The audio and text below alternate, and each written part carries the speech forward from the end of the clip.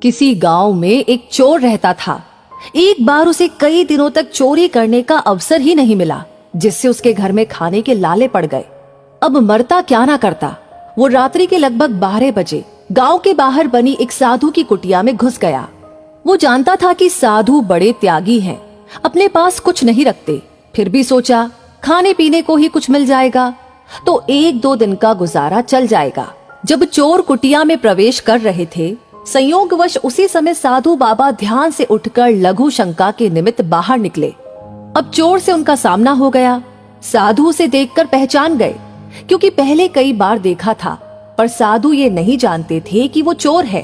उन्हें आश्चर्य हुआ कि ये आधी रात को यहाँ क्यों आया। साधु ने बड़े प्रेम से पूछा, कहो बालक, आधी रात को कैसे कष्ट किया, कुछ काम है क्या? चोर बोला कि महाराज, मैं दिन भर का भूखा हूँ। साधु ने कहा, ठीक है, आओ बैठो। मैंने शाम को धूनी में कुछ शकरकंद डाले थे, वे भुन गए होंगे, निकाल देता हूँ, तुम्हारा पेट भर जाएगा। शाम को आ गए होते तो जो था हम दोनों मिलकर खा लेते। पेट का क्या है बेटा, अगर मन में संतोष हो तो जितना भी मिले उसमें ही मनुष्य खुश रह सकता है। यथा लाभ संतोष, यही तो है। साधु ने दीपक जलाया, चोर को बैठने के लिए आसन दिया, पानी दिया और एक पत्ते पर भुने हुए शकरकंद रख दिए। फिर पास में बैठकर उसे इस तरह खिलाया जैसे कोई माँ अपने बच्चे को खिलाती है। साधु बाबा के सद्व्यवहार से चोर निहाल हो गया। सोचने लगा, एक मैं हूँ और एक ये बाबा है। मैं चोरी करने आया और ये इतने प्यार से खिला रहे हैं। मनुष्य ये भी है और मैं भी हूँ। ये भी सच कहा है, आदमी आदमी में अंतर, कोई हीरा कोई कंकर। मैं तो इनके सामने कंकर से भी बदतर हूँ। मनुष्य में बुरी के साथ भली वृत्तियां भी रहती है, जो समय पाकर जाग उठती है। जैसे उचित खाद पानी पाकर बीज पनप जाता है, वैसे ही संत का संग पाकर मनुष्य की सद्वृत्तियां लहलहा उठती हैं। चोर के मन के सारे कुसंस्कार हवा हो गए। उसे संत के दर्शन, सानिध्य और अमृत वर्षा दृष्टि का लाभ मिला। एक घड़ी आधी में पुनिआद, तुलसी संगत साध की, हरि कोटि अपराध। उन ब्रह्मनिष्ठ साधु पुरुष के आधे घंटे के समागम से चोर के कितने ही मलिन संस्कार नष्ट हो गए।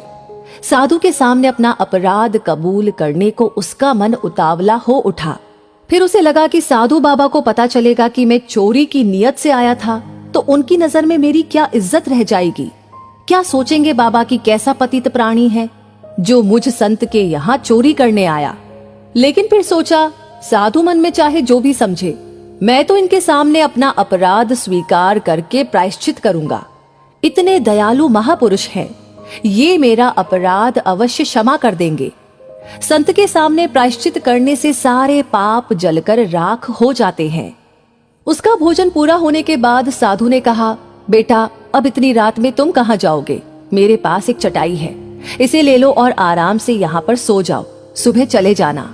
नीकी की मार से चोर दबा जा रहा था। वो साधु के पैरों पर गिर पड़ा और फूट फूट कर रोने लगा। साधु समझ न सके कि ये क्या हुआ। साधु ने उसे प्रेम पूर्वक उठाया, प्रेम से सिर पर हाथ फेरते हुए पूछा, बेटा क्या हुआ? रोते रोते चोर का गला रुंध गया। उसने बड़ी कठिनाई से अपने आप को संभाल कर कहा, महाराज, मैं बड़ा अपराधी हूँ। साधु बोले, बेटा, भगवान तो सबके अपराध क्षमा करने वाले हैं। उनकी शरण में जाने से वे बड़े से बड़े अपराध क्षमा कर देते हैं, तो उन्हीं की शरण में जा। चोर ने कहा, महाराज, मेरे जैसे पापी का उद्धार नहीं हो सकता।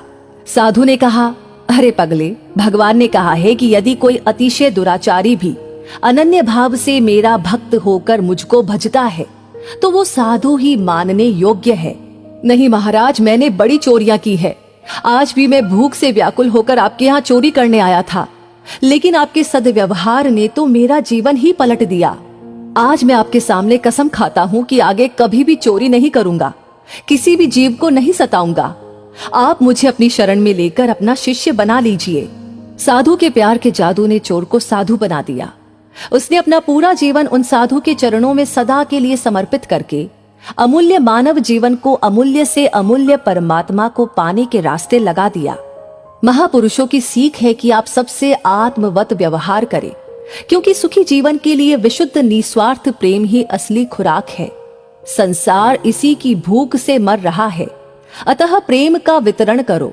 अपने हृदय के आत्मिक प्रेम को हृदय में ही मत छिपाकर रखो। उदारता के साथ उसे बांटो। जगत का बहुत सा दुख दूर हो जाएगा। सदैव खुश रहिए। जो प्राप्त है पर्याप्त है। तो दोस्तों, इस वीडियो के बारे में आप क्या सोचते हैं? कमेंट में अपनी राय हमें जरूर बताएं और इस वीडियो को ज्यादा से ज्यादा शेयर जरूर करें।